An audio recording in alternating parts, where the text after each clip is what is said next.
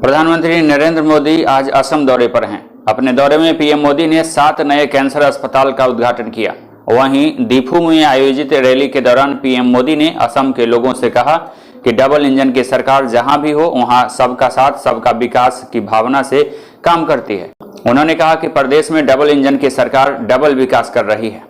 भारतीय वायुसेना के प्रमुख air chief marshal V R. Chaudhari ने भविष्य में जंग की तैयारी को लेकर सुधार की जरूरत पर जोर दिया है। उन्होंने कहा कि मौजूदा भू राजनीतिक हालात में भारतीय वायुसेना को कम समय में तीव्र और छोटी अवधि के संचालन के लिए तैयार रहना पड़ता है।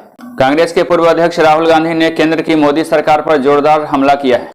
उन्होंने गुरुवार को ट्वीट किया और लिखा कि सभी फ्यूल टैक्स का 68% केंद्र लेती है और कोयले की कमी बढ़ती कीमतों के लिए राज्य दोषी कैसे हो सकता है।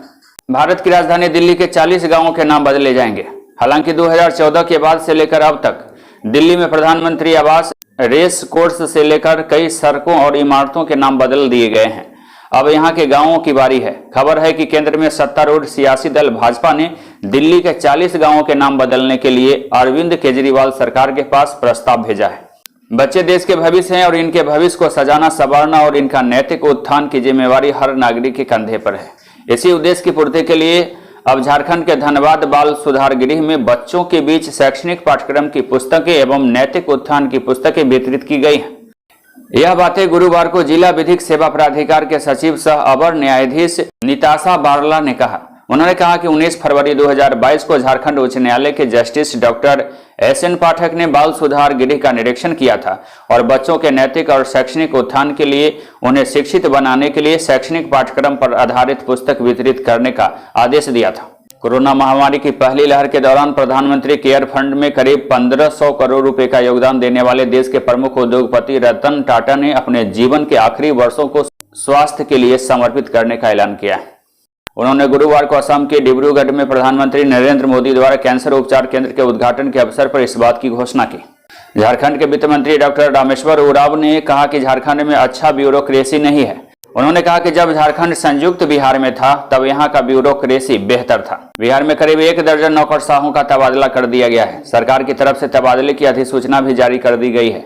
सामान्य प्रशासन विभाग में जो अधिसूचना जारी की गई है उसके अनुसार तिरहुत और पूर्णिया प्रमंडल के आयुक्त को बदल दिया गया है। दरभंगा के आयुक्त को तिरहुत प्रमंडल का आयुक्त बनाया गया है। तिरहुत प्रमंडल के आयुक्त मेहर कुमार सिंह को अब प्रधान सचिव पंचायती राज विभाग के पद पर तैनात कर दिया गया है। मनीष कुमार को तिरहुत प्रमंडल के आयुक्त का अतिरिक्त प्रभार दिया गया है। फिलहाल वे दरभंगा प्रमंडल के आयुक्त हैं।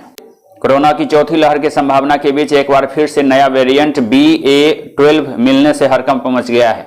यह तीसरी लहर के BA.2 वेरिएंट से 10 गुना अधिक खतरनाक बताया जा रहा है। बिहार के पटना स्थित इंदिरा गांधी आयुर्विज्ञान संस्थान में जीनोम सीक्वेंस में इस खतरनाक नए वेरिएंट्स BA.12 को डिटेक्ट किया गया है।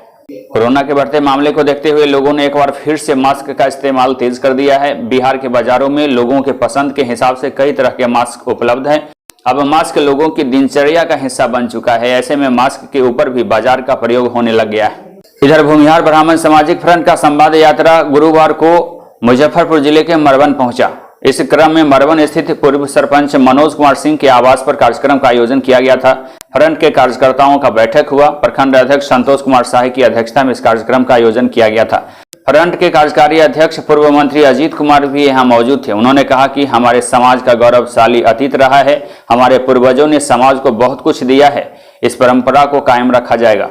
आज भूमिहार ब्राह्मण सामाजिक फ्रंट का संवाद यात्रा मरवन पहुंचा है कि हमें अब समाज के किसी वर्ग से कोई द्वेष नहीं है।